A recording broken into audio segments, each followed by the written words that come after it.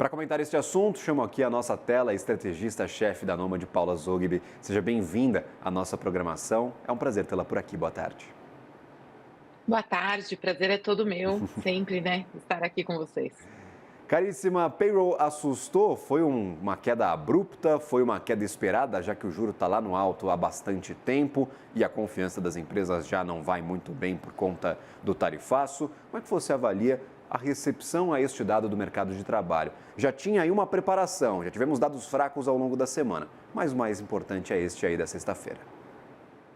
Sim, com certeza deu uma assustada. No começo, né, até antes da abertura dos mercados, os futuros estavam em alta, focando na expectativa do corte de juros já na reunião desse mês, né? É muito mais provável ainda agora que o Fed já corte os juros no dia 17 de setembro. Já tem uma parte, cerca de 10% do mercado, precificando até um corte mais agressivo, um corte de meio ponto em vez do 0,25, que está mais para o consenso, né? Ali quase 90%, aliás, mais de 90% das expectativas estão em 0,25 de corte, mas depois o mercado olhou mais de perto para esse dado, começou a focar um pouco mais no enfraquecimento da atividade e as ações dos Estados Unidos passaram a cair, especialmente as ações que vinham justamente segurando as altas e as máximas históricas dos índices, né? Então, as ações de tecnologia, as ações de momentum, a maior parte delas está em queda agora, mas mais de 50% dos papéis do S&P 500 estão caindo agora. Então,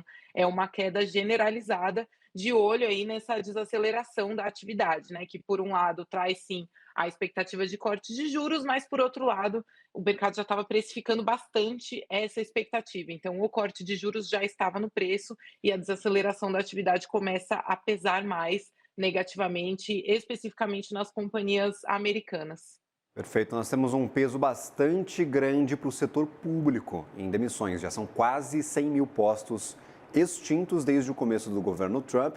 É o DOGE trabalhando. O Departamento de Eficiência, anteriormente liderado por Elon Musk, o bilionário, inclusive dono de Tesla e também de outras empresas como a SpaceX. E agora também o setor público pesando bastante.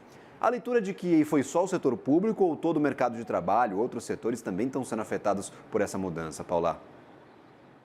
Os setores mais cíclicos estão sendo afetados sim, então isso acaba preocupando um pouco mais, Uhum. né, que mostra aí a atividade sendo afetada. Os setores que caíram menos são os setores de saúde, educação, que são um pouco menos cíclicos, então eles são mais resilientes. Ao mesmo tempo, você até comentou na abertura, né, que a taxa de desemprego continua em 4,3% e qualquer número abaixo de 5% é muito próximo do pleno emprego. Então, por mais que a economia esteja desacelerando, acho que a narrativa de recessão, de estagflação, ela não está tão forte. A gente teve um período aí, alguns meses, algumas semanas, em que o mercado estava com um temor mais forte, mais intenso de uma estagflação. Não está parecendo ser o cenário ainda, embora os caminhos estejam bem abertos para os cortes de juros, né, com a inflação ainda pressionada, etc., a gente não pensa que estagflação é o cenário mais provável nesse momento. O mercado de trabalho continua saudável, mas isso também tem a ver com menos pessoas estarem procurando empregos, né? Essa taxa de desemprego sofre bastante influência disso, de quantas pessoas estão em busca de emprego. A própria medida anti-imigração acaba diminuindo esse número de pessoas procurando emprego, etc., né? Então, tem sim essa desaceleração, ela é um pouco mais generalizada, com esse peso mais forte sim para vagas de governo, mas precisamos ficar de olho aí até que esse dado de desemprego esteja nesse patamar saudável, não parece ter tanta preocupação assim nesse ponto. Perfeito. E aí, por exemplo, olhando especificamente para essas expectativas, Kevin Hassett tem uma grande expectativa que no próximo mês vai ter um payroll novo e o dado vai ser revisado para cima. Talvez, na cabeça dele, muito para cima para condizer com o mercado de trabalho ainda bastante forte. Dá para a gente nutrir essas expectativas? As revisões do payroll vêm sendo bastante bruscas. A gente viu aí revisões para baixo seguidas nas últimas publicações. Quanto que isso a gente tem que levar em consideração ou não para a tomada de decisão agora? Este dado parece muito absurdo, apenas 22 mil postos de trabalho criados para ser um payroll. oficial, real, e aí não ter nenhuma revisão? Ou ele segue uma lógica de desaquecimento realmente, não tem nada de extraordinário? É, assustou, né, realmente, mas a gente vê também que a revisão de junho foi tão para baixo que significou o primeiro corte de vagas de trabalho, né, a revisão para junho foi de corte de 13 mil vagas, foi o primeiro corte desde a pandemia.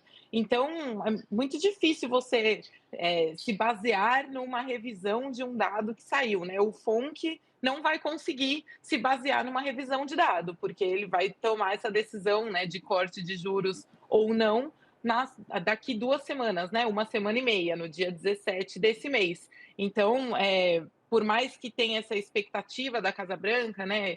Trazendo aí essa projeção de que a economia está saudável, continua acelerando, não vejo espaço para contar com isso de uma forma para precificar ativos, por exemplo, né, ou para tomar decisões de investimentos. A gente tem o dado que a gente tem, o FONC vai trabalhar com o dado que já existe e com as revisões que já foram feitas, e elas mostram um enfraquecimento do mercado de trabalho, que também é o que a Casa Branca quer, de certa maneira, né? Porque a Casa Branca está advogando por cortes nas taxas de juros há bastante tempo, justamente para estimular a atividade.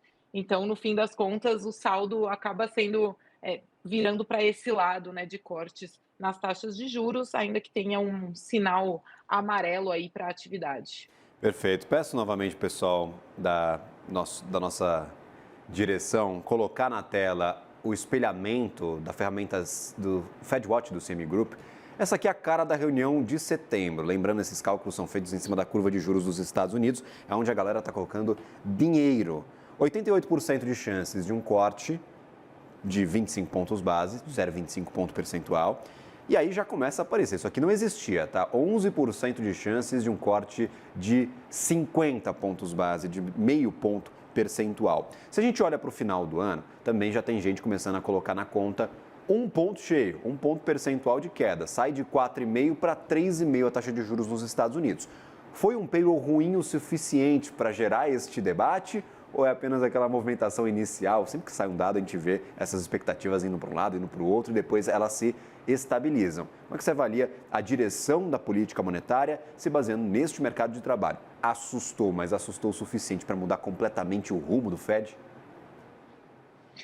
Eu acho que talvez seja um movimento um pouco mais forte do que se pode esperar daqui para frente, né? A inflação continua bastante acima da meta. A gente acabou de ter o dado do PCI, que mostrou um core, né, um núcleo do PCI em 2,9%, e a meta do Banco Central, lembrando, é de 2%. Então, né, esse estímulo de mais à atividade também não é o que o Fed quer. Quando o Fed erra para qualquer um dos lados, né, o balanço de riscos fica muito desequilibrado e pode acabar trazendo consequências sérias para o mercado. A inflação muito alta também não é o que o Fed está buscando, né? E o mercado de trabalho, embora tenha criado muito menos vagas e tenha tido essas revisões para baixo, de novo está em patamares saudáveis do ponto de vista de desemprego. No fim das contas, a meta do FONC, né, as duas metas do FONC são a busca pelo pleno emprego, que a gente está muito próximo disso, em 4,3% de desemprego,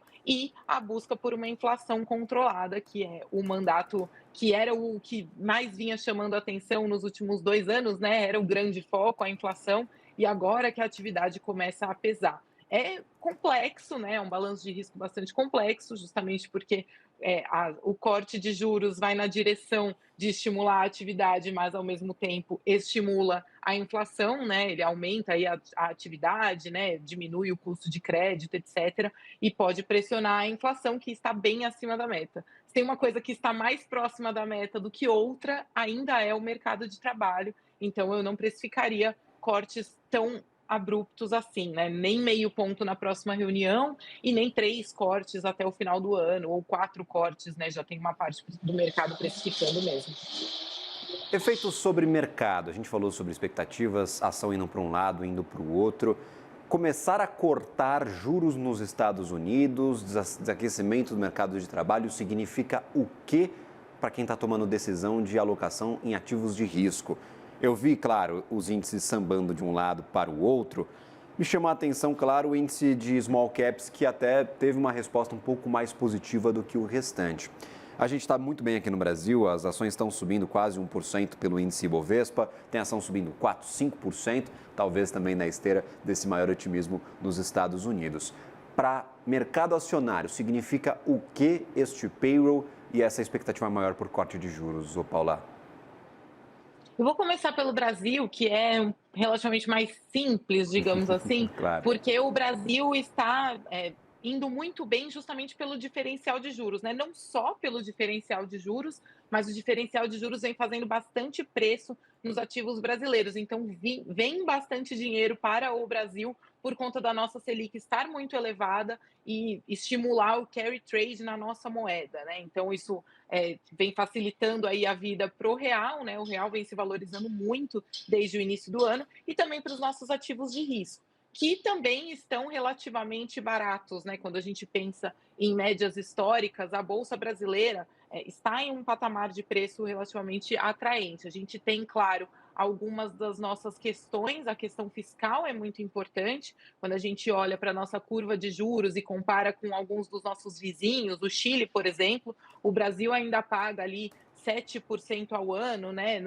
nos nossos títulos, que é um patamar ainda bastante elevado. A gente está com essa Selic bastante elevada, né, 7% ao ano, IPCA mais 7, enfim, falando de títulos de longo prazo. O Chile está mais perto de 5, de 4, então a nossa questão fiscal ela pesa bastante ainda, mas esse fluxo de dinheiro aqui para o Brasil tende a ser beneficiado também dessa expectativa de cortes de juros nos Estados Unidos. E aí, quando a gente fala de bolsa lá nos Estados Unidos, a questão é um pouquinho mais complexa, porque os ativos já estavam precificando muito forte esse corte nos juros, né? De fato, small cap, setores mais sensíveis, setores que tomam mais crédito, se beneficiam de cortes na taxa de juros, mas se existe esse temor de que a atividade não vai crescer, não adianta muito, né, para falar em termos simples. Então, mesmo que o crédito esteja barato, se a atividade desacelera, se a gente começa a falar de novo em risco de recessão, de estagflação, etc., os negócios, né, são impactados também, né? As companhias de consumo, as companhias que têm maior exposição à economia americana, né, manufatura, etc. Outras empresas, como as de tecnologia, que têm muitos clientes fora dos Estados Unidos, podem até ter alguma proteção contra uma possível desaceleração da atividade americana, mas todas elas são muito sensíveis à expectativa por juros. Ibi, sempre bem-vindo à nossa programação. Obrigado por nos ajudar a entender este payroll, o que ele significa no fim das contas e, claro, analisar essas expectativas do mercado, que agora está apontando e forte para um corte de juros em setembro. Parece que está praticamente dado nesta reunião de dia 17. Vamos ser muito surpreendidos se nascer algo diferente a acontecer. Uma boa tarde, uma boa sexta-feira a ti. Ótima tarde, agradeço muito pelo convite, contem comigo. Agradecido, até a próxima.